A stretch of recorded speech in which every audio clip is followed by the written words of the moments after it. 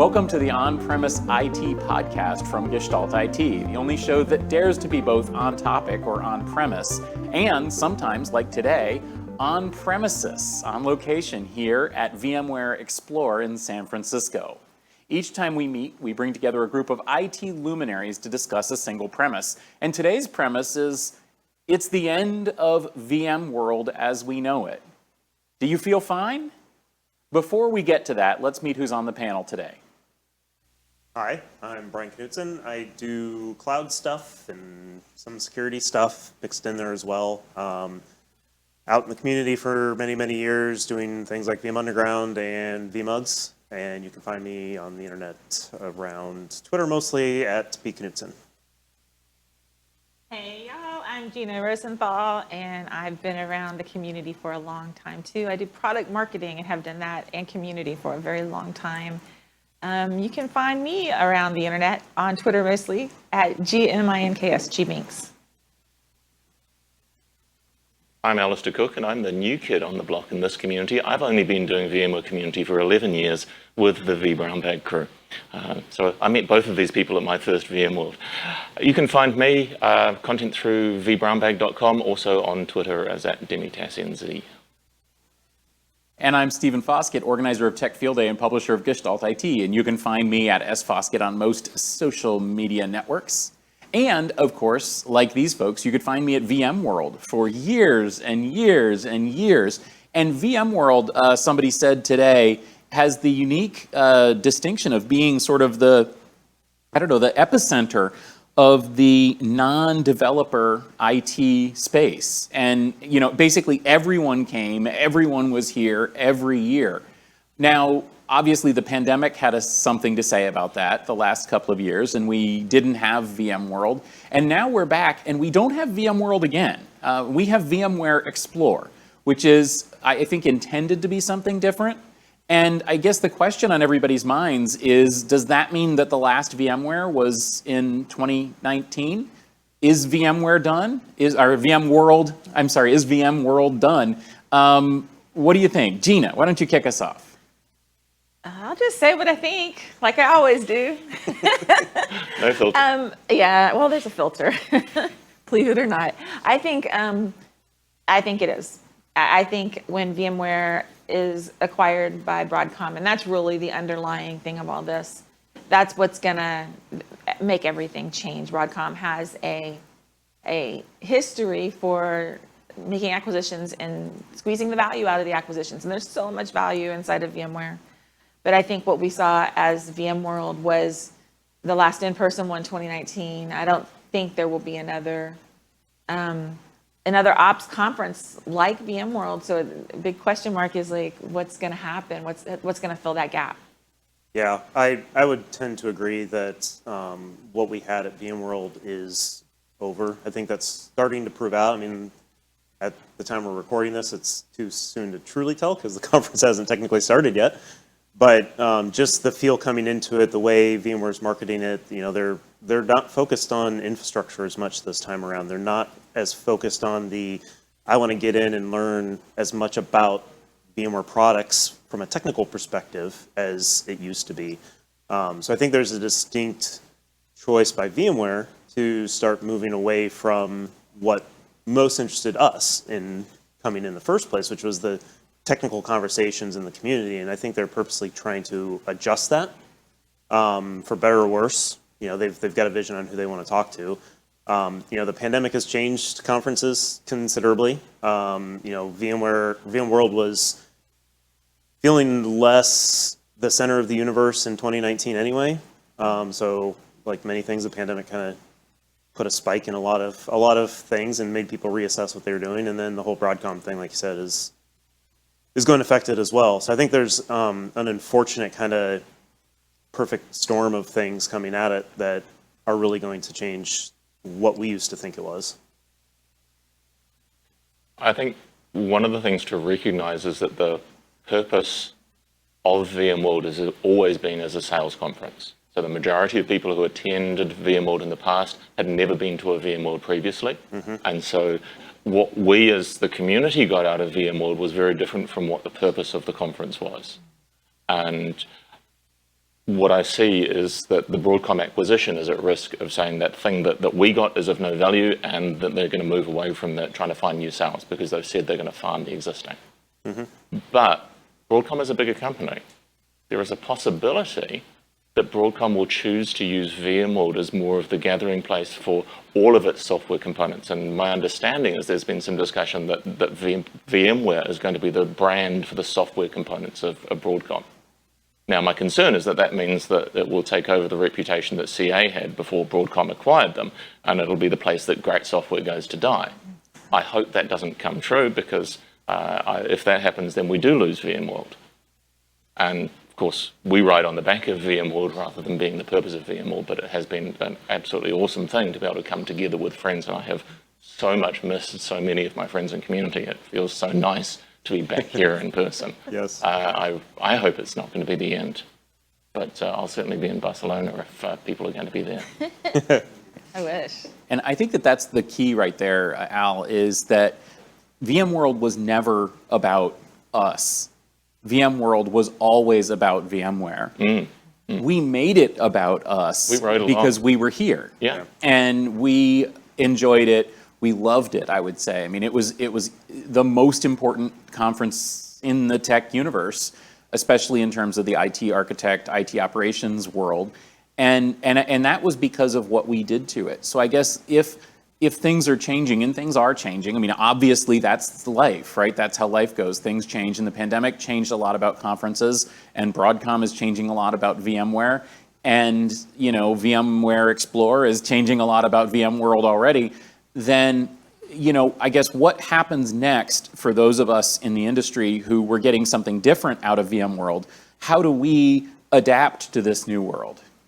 So I want to kind of just go on the record of saying a little bit different than what y'all are saying, because even inside VMware, and I was there for 4 years, part of this was educational to customers, yes, and prospects, yes, but the educational portion from the VMware BUs was really, really important. And coming from that technical education background, that is a sales tool. So I think the community is a little different, because we're getting away from the messaging, and we're going to talk about it how it really is and talk about what people really need to know. But I do think that VMware really depended on the education, and they were so inspired by the community. I mean, any marketer you would talk to inside of VMware was so inspired by the community and how active and how passionate everybody was about the products. And I think that's maybe what I'm a little sad about, is not seeing any of that passion coming from the core products. And I forgot what you asked, but I wanted to compare it to Sun, right? Like, I was at the end of Sun. Was this like what happened when the Sun conferences stopped happening, do you think? You know, when the sun sets, I had to say it. But I do suspect that there were things like this in the past that had a similar feel, and that they went. And I think that that's, you know, back to my thing, and is I see that that's kind of the direction that it's inevitable. You know, things are going to change. Conferences are going to change. Where people go are going to change. And yeah, I don't want to sound so cynical about it. You're right. I know that VMware valued the community. I knew that the moment I walked into VMworld, and they had pictures of community members up on giant banners all around the Moscone Center to thank them for the contributions they made. I mean, that's obvious that they cared about that. But community doesn't pay the bills for a giant conference at a San Francisco Convention Center. And so, you know, I think that we always, were a little bit aware of the fact that there was other things happening here. And I guess my question was simply, you know, what can we do next, and how do we adapt to this change?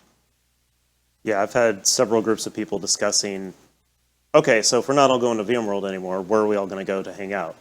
And it's very clear with any group of people that, you know, we all came together around this one technology, but all of our careers, the companies we work for, the things that interest us have started to diverge from that. So, you know, some are going into Kubernetes, some are going more into the cloud space, and whether that be VMware-based clouds or AWS or Azure or whatever cloud it might be, you know, there's subspecialties within those. So two people going to the cloud aren't necessarily going to be going to the same conferences at that point. So I honestly, I don't think there is going to be a place that's going to be more fragmented than what we've been used to the last 20 years with VMware. We're going to find there's going to be an AWS community. It's going to be smaller, and it's going to be much more diverse than I think the VMware community has been. And there's going to be Microsoft community, and again, very diverse because there's a lot of different products there. And those conferences are going to be very different than what we're used to, because there is that diversity does make it harder to come together the way we have with VMware, I think. Well, one thing I think is, we already, if we're in this digital transformation, late stage digital transformation is what I'm calling it. It is inevitable that this was going to happen, and the hypervisor becomes just, it's a key component of any infrastructure now, right? No matter where it's lying. And this is what I guess happened back when the x86 days happened, and the storage companies started coming out, and switching started coming out with their own things, and it wasn't all confined to a server. But then you got these fragmented EMC world. It used to be Interop. Interop was the big place until VMware got really, really big. So I think it's going to be the same way. I think everything will be fragmented, like you said, but there's got to be a big place we all connect, and that, and the other thing is like some of us, I'm starting to think about what does retirement look like. I'm ready, right? I think there's a lot of us after 20 years and more in the industry, we're ready. So where are the new people that want to do ops? How do we make ops cool when we know that it really isn't? You just have to be really cool to know that it really is. So how do we get the younger people interested in being an operator when all the attention is being paid to the developers? How do we do that? And I think we should think about that. We should think about, how do we stay connected until the next Interop / VMworld, whatever, comes out and emerges as the leader? And how will we know? I guess we'll know because it'll just happen, right? I guess then the question is there something that the people, so again, this podcast is all about basically people like us. I mean, the IT practitioners, IT operations folks, people who used VMware, people who are involved in this. Right now, basically, what's the prognosis? What do we tell those people? Is this the end of VMworld? And what comes next for them? I think one of the themes we've seen in the commentary is diversity of where people are going to gather. So VMworld, VMware Explore is the single place where we all, the gathering of the tribe is probably going to pass. It certainly feels much smaller this year. But as John Troyer learned long ago, this is an in-person community that stays in contact online. And so these in-person gatherings are very important. Is it then time for us to do the long discussed in-person Brown Bag conference, or the Tech Field Day conference, or Gestalt IT conference? How can we get employers to fund our people to come to these things? Because that's one of the key things. The reason this community came out was that our employers would fund us to come to this event. There's got to be an event that shows enough value to our employers, not just to us. It's got to be some measurable value for our employers. And that's the hill that we need to climb over if we want to make this independent of a particular vendor. I totally agree. I agree with that. And that's one of the things I've started to work on with marketers. I always did this internally at big companies, but I think one of the challenges I also see is you've got everybody, even infrastructure vendors, trying to market to the developers. They need to refocus, recircle, and concentrate on people like us, ops people. This is the target audience. And how do you teach marketers, if we're confused by everything that's out there, that we start letting it fly over our heads, how do you help a marketer that is charged with trying to turn the big corner of digital transformation with a very legacy product, talk about things so that they're cool to a population that everybody's just given up on because they think the developers can handle it, which we all know is a lie. So, I think having a space where, we're not only, I think there's a lot we've learned in 20 years. We've learned how to be more inclusive. We've learned how to try to bring more people in. How do we bring the newer people to technology into the ops space? How do we help the marketers get over the hill as well to see, okay, it is important to have an ops focused audience when I have an op focused product. So how do we help them? So that's one place I would like to concentrate on as well in the same parallel fashion. Yeah.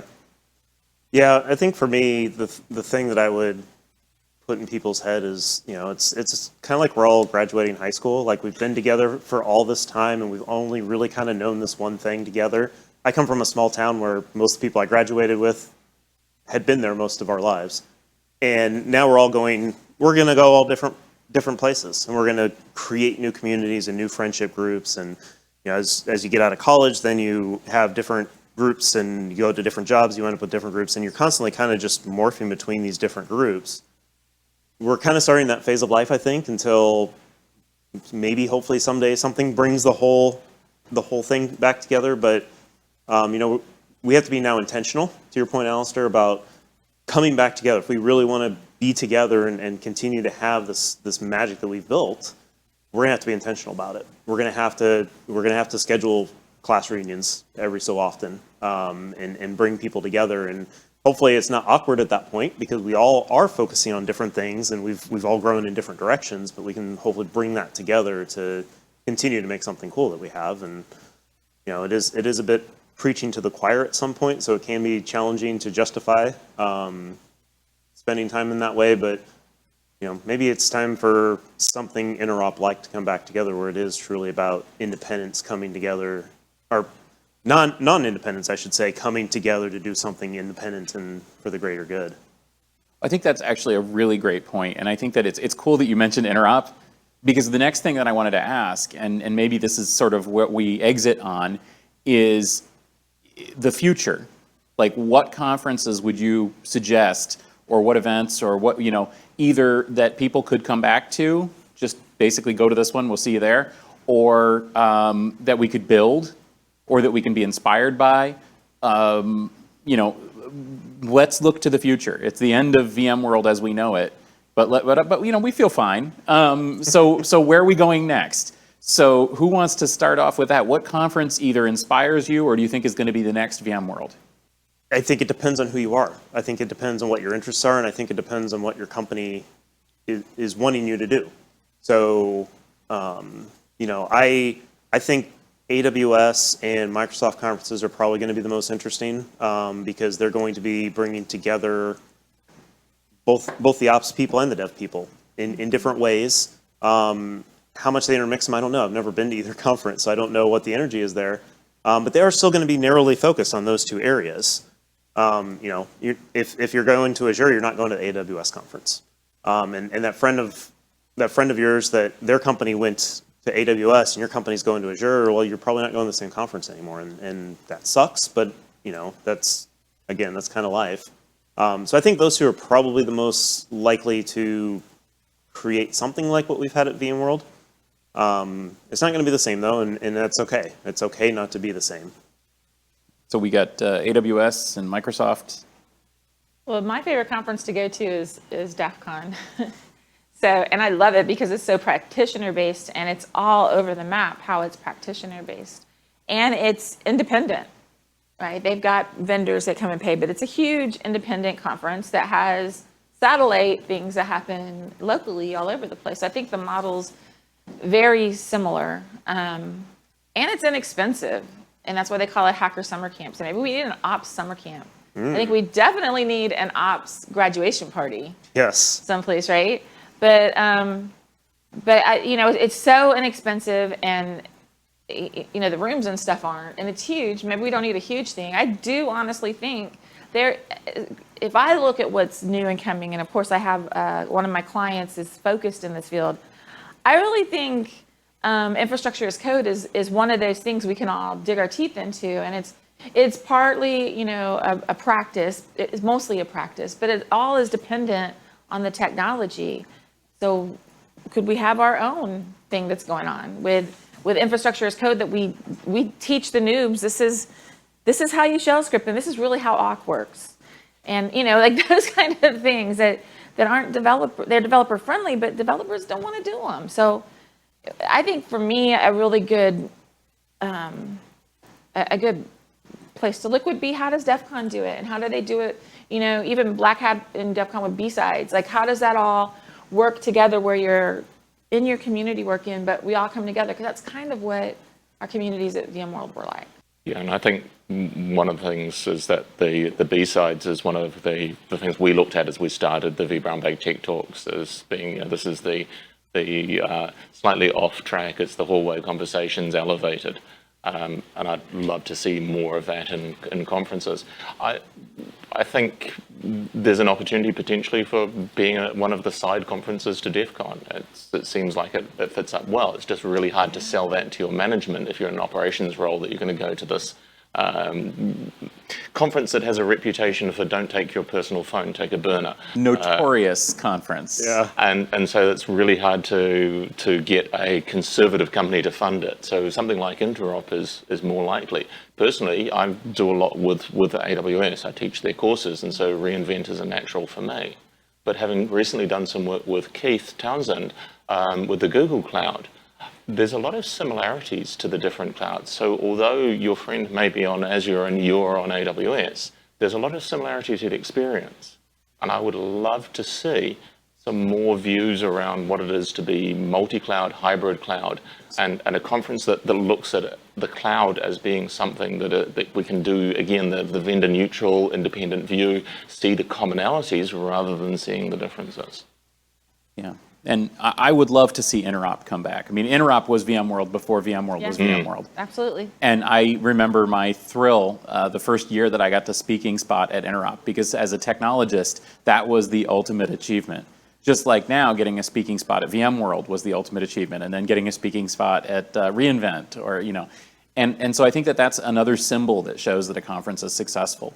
But I'll just point out another conference that is slightly outside our space, but actually is quite relevant, and that's WLPC, the Wireless LAN Professionals Conference. And if you aren't aware of it, if you're in the wireless networking space, it's kind of an unconference where a wonderful fellow field day delegate, Keith Parsons, runs this.